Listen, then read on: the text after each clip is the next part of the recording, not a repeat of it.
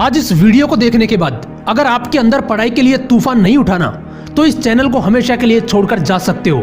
लेकिन अगर तूफान उठा तो इस मोटिवेशनल विंग्स को जरूर सब्सक्राइब कर लेना, क्योंकि यहाँ पर आपको ऐसी ही तूफानी वीडियोज मिलती रहेंगी जो आपकी जिंदगी बदल कर रख देंगी। So let's start the video.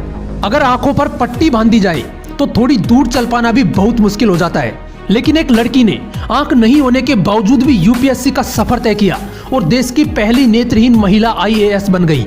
कोई जिद्दी लड़की ही होगी ना ऐसी, क्योंकि अगर उसकी जगह कोई और इंसान होता तो पूरी जिंदगी सिर्फ अंधा बनकर गुजार देता। वो जिद्दी लड़की और कोई नहीं, महाराष्ट्र के उल्लासनगर की प्रांजल पाटिल है, जिसको रेलवे ने नौकरी देने से इसलिए मना कर दिया था क्योंकि उसकी आंखें नहीं थी। और आज वही लड़की तिरुवनंतपुरम में आईएएस के पद पर कार्यरत है। ये सब उसकी जिद और अंदर चलने वाले उस तूफान का ही नतीजा है जो हर परेशानी को उखाड़ कर फेंक देता है।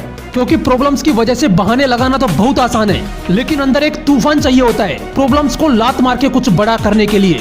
ऐसी ही एक कहानी है हरियाणा के अजीत कुमार की। 5 साल की उम्र में इस बंदे को डायरिया हो गया और इस वजह से उनकी आंखों की रोशनी हमेशा के लिए चली गई। लेकिन कहते हैं ना कि इरादे पक्के और अंदर एक जिद हो तो इंसान किसी भी कीमत पर मंजिल तक पहुंच ही जाता है। इस बंदे ने आंखें नहीं होने के बावजूद भी अच्छी रैंक से यूपीएससी की एग्जाम पास की, लेकिन आंखों की वजह से इस बंदे को सिविल सेवा में कोई पद ना देकर रेलवे में अधिकारी का पद ऑफर किया गया। लेकिन उस बंदे ने उसे ठुकरा दिया, क्योंकि जिस बंदे के अंदर एक तूफान उठ चुका हो, जिसने जिद पाल रखी हो कि साला आईएएस बनना है तो बनना है, ऐसे बंदे को रोक पाना बहुत मुश्किल है। उस बंदे ने अच्छी रैंक होने के बावजूद भी सिविल सेवा में पद नहीं मिलने की वजह से अधिकारियों पर ही केस फाइल कर दिया। 2 साल तक केस चला और फाइनली उस बंदे ने केस जीत लिया और उसे आईएएस का पद ऑफर किया गया।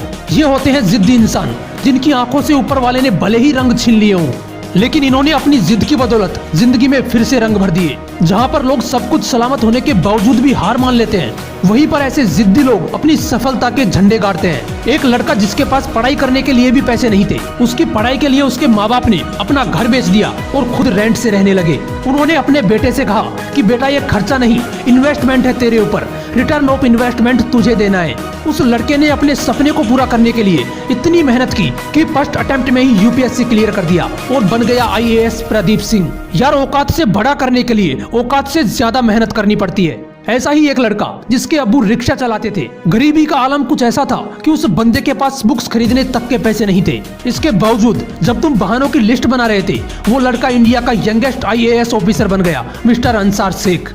अगर आप गवर्नमेंट जॉब की तैयारी कर रहे हो तो ये तो कन्फर्म है कि आप किसी रईस खानदान से बिलोंग नहीं करते हैं। आप में से किसी के पिताजी गवर्नमेंट जॉब करते होंगे तो किसी के प्राइवेट जॉब करते होंगे, किसी के पिताजी शॉपकीपर होंगे तो किसी के पिताजी मजदूर भी होंगे।